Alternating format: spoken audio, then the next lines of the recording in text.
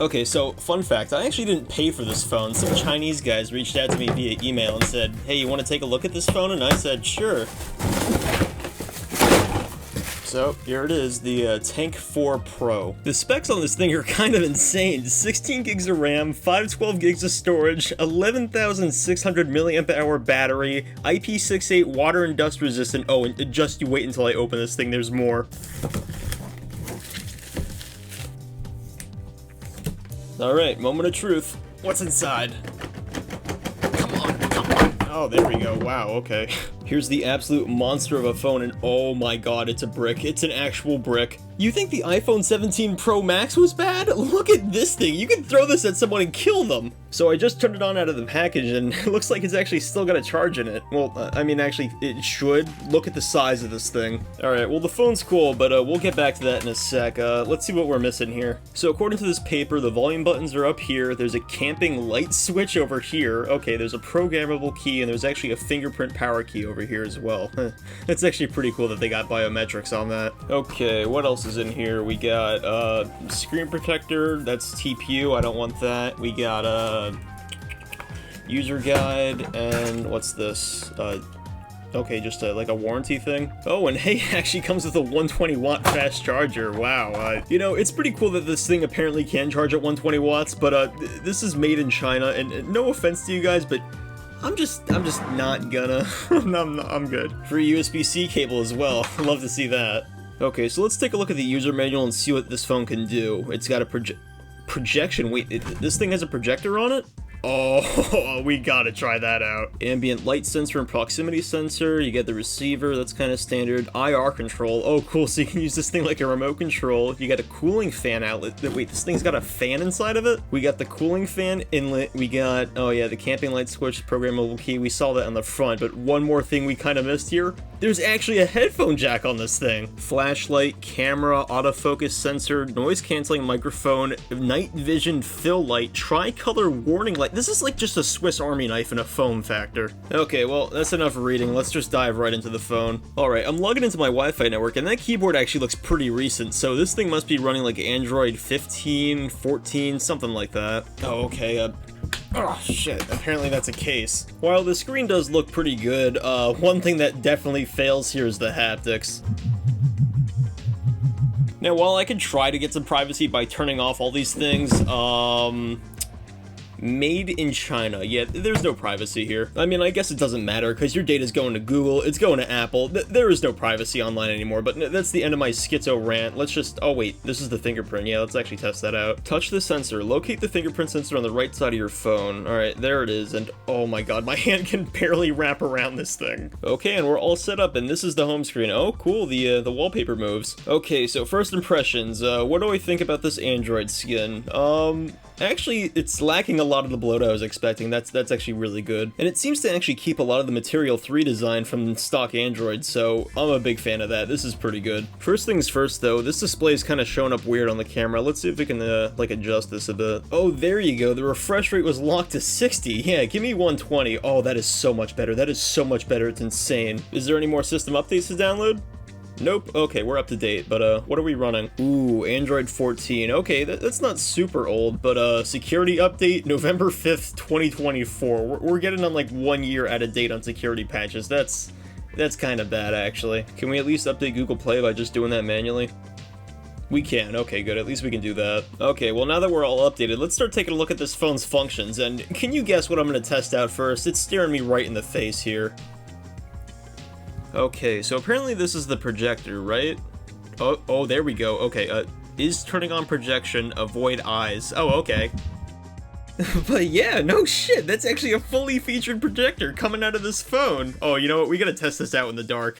And it looks awesome. That looks absolutely badass. Let's try a YouTube video on this thing. Okay, so when you rotate the phone, turns out the projection like mirrors it. So I had it portrait, so it was portrait, but now that it's in landscape, it's projecting landscape. But this works absolutely fine. This is actually a really good way to watch videos. This is really good for mobile gaming, especially if you got a bunch of emulators and a Bluetooth controller. You can just do this in a dark room and get yourself a console experience. That projector is already making me want to carry this in my bag every day, but but let's take a look at the camera on this thing. Okay, so what do we got here? We got infrared, video, photo, pro. Wait, what is pro? Oh, cool. Lets you change like the exposure and stuff like that. Yeah, this is definitely what I need. What's infrared look like?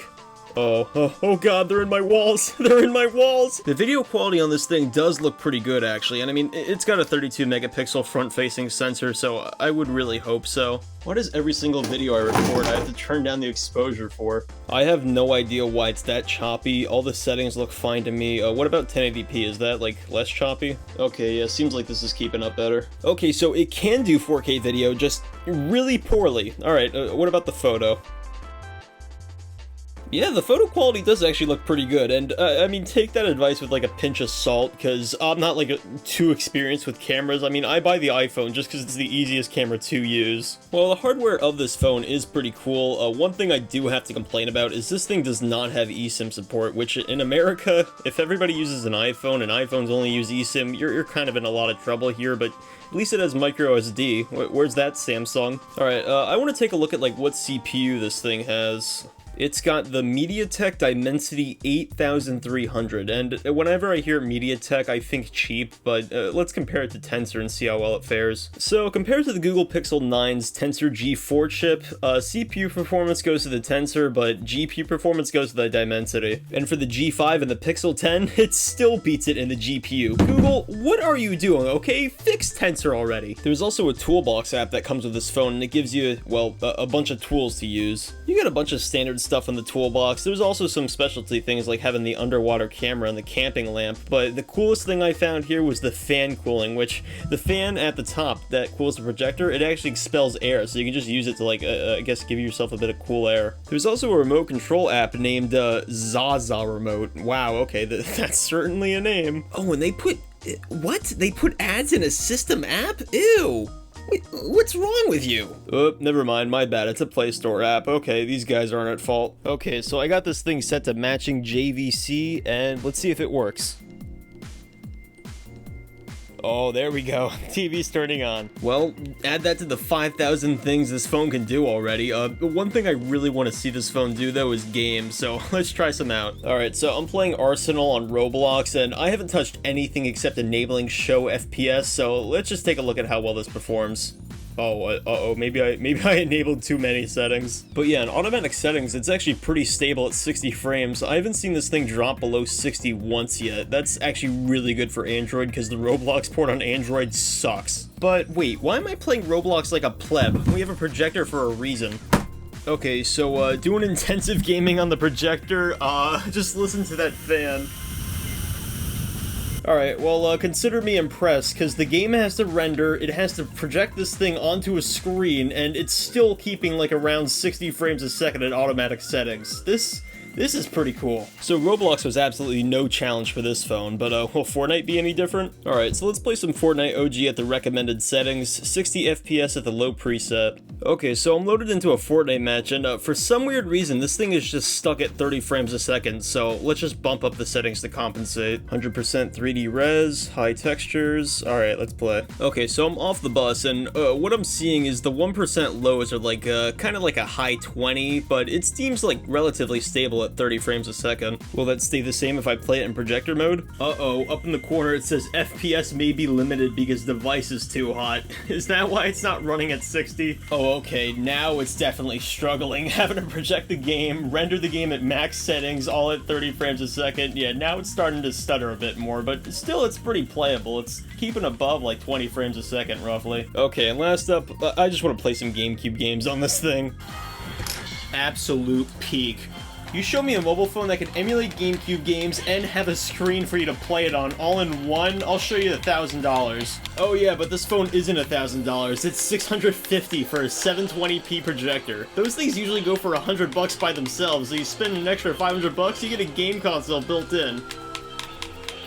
Oh, a phone too, I guess. Alright, so now that we've actually used the phone's software and features, let's test out the actual durability of this phone. And first up, this thing is waterproof, right? I mean, the charging flap, it's got a seal here.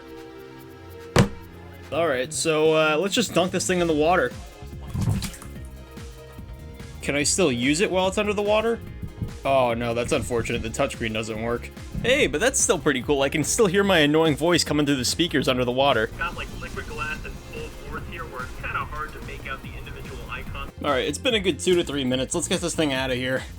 And even after taking a swim, yep, still functional. And there is actually a feature in the Toolbox that lets you expel a bunch of water, so let's try that out.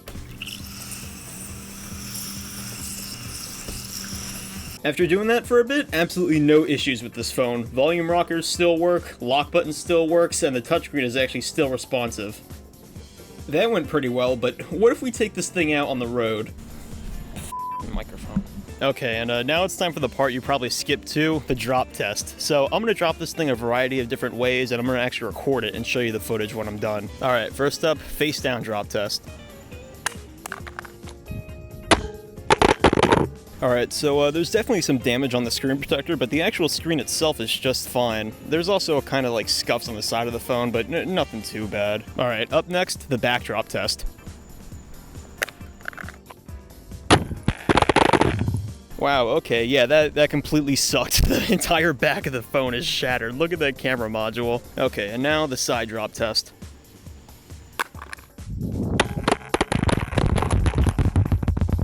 And the sides actually held up really well, just a tiny bit of scuffing. You know, if only the camera module held up that well. Okay, and now it's time for the most fun drop test, the ludicrous drop test. Oh. Damn near almost broke my arm, but after doing that drop test, the phone is completely unresponsive, so I gotta rush this thing back to my Mac to save the footage. Oh, also, during filming that drop test, my iPhone dropped on the pavement and the screen protector broke. I really hope this isn't the screen underneath. Oh, thank God my iPhone's fine.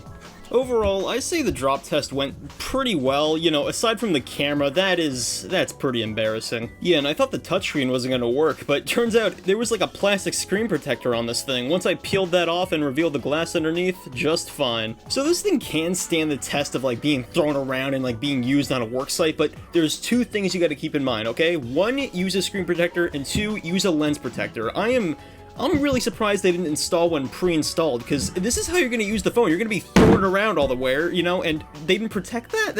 It's bewildering. Aside from the durability on the phone, I did have some problems with the phone itself. 1, no eSIM. Really? No eSIM in American phone? I mean, I get this is like imported from China and rebranded. Like, this was Unihertz, but it was rebranded to 8849 to sell it in America. But if you're bringing stuff like this to America, you gotta have eSIM, okay? This is an iPhone country. Aside from the no eSIM and the camera lens breaking, this is still a pretty good phone if you need something durable and a projector. I mean, tell you the truth, I wasn't too impressed with the camera module except the photos, and I have an iPhone for a secondary camera, so I'm not too sad about those breaking, but the projector is what really matters here. And even though it's a MediaTek, this is still a pretty powerful phone. I mean, it rivals Tensor, and you know, Tensor is like flagship, but is it really flagship? Come on. I had really no issue playing games or flying through the OS on this thing, and the 120Hz screen, and I think this is like a 4K display. Let me double check. Yeah, it's a 1440p display. This is actually a really good panel for this phone, but like I said before, make sure you have a screen protector if you're going to be extreme with this. Anyways, that's all for today. Let me know in the comments what phones you want me to cover next, and thanks for watching.